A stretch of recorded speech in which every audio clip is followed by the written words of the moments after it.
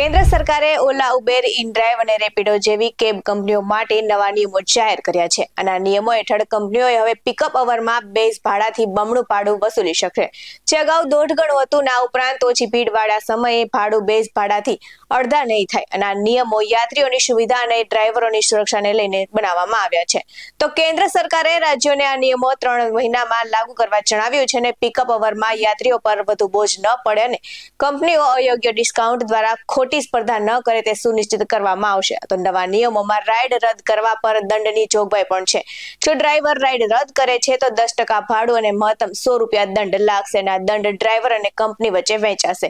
આ સાથે જ કેબ કંપનીઓએ ડ્રાઈવર માટે ઓછામાં ઓછા ₹5 લાખ હેલ્થ વીમો અને ₹10 લાખ ટર્મ વીમો ફરજિયાત કરવો પડશે. તો ઓટો રિક્ષા અને બાઇક ટેક્સી પર પણ નિયમો લાગશે અને આ સાથે જ રાજ્ય સરકારે ટેક્સી, ઓટો અને બાઇક ટેક્સી માટે બેઝ ભાડું નક્કી કરશે. તો ઉદાહરણ તરીકે દિલ્હી, મુંબઈમાં ટેક્સીનું બેઝ ભાડું ₹20 કે ₹21 પ્રતિ કિલોમીટર અને પુણેમાં ₹18 છે. અને જો રાજ્ય ભાડું નક્કી ન કરે તો કંપનીઓએ આ ભાડું નક્કી કરીને સરકારને જણાવવું પડશે.